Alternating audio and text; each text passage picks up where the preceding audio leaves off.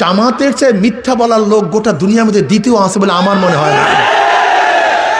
বলতে পারেন হুজুর জামাত ইসলাম না, জামাত আর ইসলাম নাই, জামাতের নামে ইসলাম।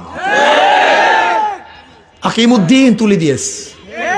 আমি আশ্চর্য হয়ে যাই যে জামাত বলছে সৎ লোকের শাসন চাই, আল্লাহর আইন চাই। আমাকে দেখান তো এইবার কোন জায়গায় আমির সাহেব আল্লাহর আইন চাই একটা বক্তৃতা করছে কিনা দেখান তো। চিন্তা করতে পারছেন? আমাকে দেখান তো। ভাই, বাংলাদেশে এমন হাজারো লোক রয়েছে যারা রাজনীতি না করা সত্ত্বেও শায়েখে চরমনাই মুফতি ফয়জুল করিম হাফিজাহুল্লাহকে মন থেকে ভালোবাসে। এর কারণ তিনি একজন স্পষ্টবাদী আলোচক। হৃদয়ের মাঝের কথাগুলো তিনি সুস্পষ্ট আকারে জাতির সামনে তুলে ধরেন। বাংলাদেশে অনেক ইসলামী রাজনৈতিক দল রয়েছে যারা রাজনীতিটাকে কৌশল হিসেবেই ব্যবহার করে থাকে। তারা নিজেদের দলকে ক্ষমতায় নেওয়ার জন্য নিজেদের দলের নামের সাথে ইসলাম শব্দ যুক্ত করে জনগণকে ধোঁকা দিয়ে রাজনৈতিক কার্যক্রম পরিচালনা করে থাকে, অথচ তারা মুখে প্রকাশ করে একটা আর অন্তরে লুকায়িত থাকে আরেকটা। শায়েখে চরমনাই মুফতি ফয়জুল করিম হাফিজাহুল্লাহ সেই সকল রাজনৈতিক দলের মুখোশ উন্মোচনের জন্য একাই 100।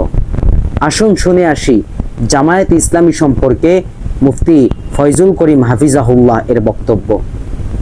জামাতের বন্ধুরা, দুই করে করজোরে হাত ধরে বলছি, তোমরা আমাদের উপর অপবাদ শুনছো। দেখো, জামাতের চেয়ে মিথ্যা বলার লোক গোটা দুনিয়ার মধ্যে দ্বিতীয় আছে বলে আমার মনে হয় না।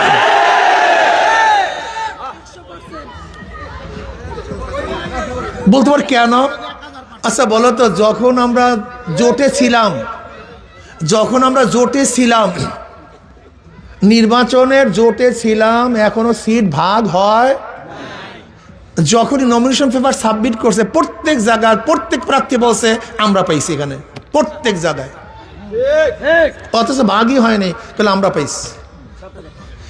এরকম ঢাকা কাঁচা মিথ্যা বলার লোক গোটা দুনিয়াতে আছে বলে আমার জানা নেই। এই দেখবে এখন কি বলছে, 400 কোটি টাকা চরমনাই হুজুররা বিএনপি থেকে পাইয়া তারপরে এই করছে। তার মানে আমরা যখন 400 কোটি টাকা লেনদেন করছি তাদের একজন লোক ছিল, কি কথা কয় না, বা চেকটা সে দেখছে। আপনি তাদেরকে বলেন ভাই যে লেনদেন করছে ছবিটা দেখান, যেহেতু আপনি ছিলেন, অথবা যে চেকে লেনদেন রয়েছে চেকের নাম্বারটা দেন। আল্লাহ আমাদের মাফ করে দেন। শোনেন, আমি স্পষ্ট বলছি, ভালো মতো লিখে রাখেন। ওই যে খ্রিস্টান ভদ্র মহিলা যখন জামাতের আমিরকে প্রশ্ন করছে, আপনারা যদি ঈশ্বর যদি আপনার ক্ষমতায় নেয়, আপনার কোন নীতিতে কোন আইনে দেশ চালাবেন, তখন স্পষ্ট বলছে যে আমরা শরিয়া ভিত্তিতে দেশ চালাবো না, প্রচলিত নিয়মে দেশ চালাবো। এবং ব্যাখ্যাকারী স্পষ্ট বলছে যে হ্যাঁ, আমির সাহেব বলেছেন আমরা প্রচলিত আইনে দেশ পরিচালনা করব। যদি প্রচলিত নিয়মেই দেশ পরিচালিত করি, তাহলে আওয়ামী লীগ দোষটা কি করছে, বিএনপির দোষটা কি? এই যে মাসুদ সাহেব আপনাদের এলাকা, সেদিকে এক জায়গায় বলছিলাম, আমি বলছিলাম মাসুদ সাহেব ফখরুদ্দিন সাহেবের একটা বক্তব্যকে খুব সুন্দরভাবে প্রোটেক্ট করেছিলেন যে শরিয়াকে বিশ্বাস করি না, বেঈমান হয়ে যায়। কিন্তু এখনো তো আপনার শরিয়া অনুযায়ী দেশ চালাবেন না। এখন আপনি বলেন আপনি কি হবেন? এই প্রশ্ন আপনার কাছে। প্রিয় ভাইরা আমার,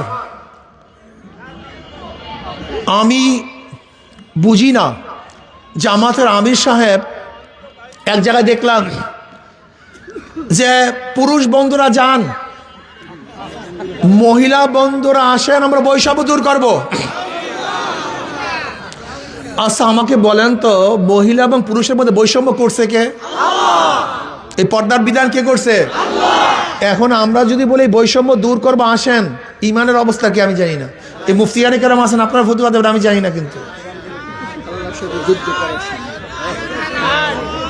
আমি জানি না বাবা। ক্ষমতার কপালে পিসা মারি, ঝাঁটা মারি না। নূহ আলাইহিস সালাতু ওয়াস সালাম 950 বছর মাত্র 40 জন মানুষ এক রওয়ায়াতে হেদায়েত করেছেন, অন্য রওয়ায়াতে মাত্র 70 জন।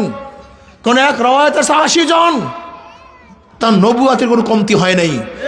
ইসলামী আন্দোলন বাংলাদেশ কিয়ামত পর্যন্ত যে একটা সিট না পায়, কোরআন ও সুন্নাহর বাইরে যাবে না, যেতে পারে না ইনশাআল্লাহ।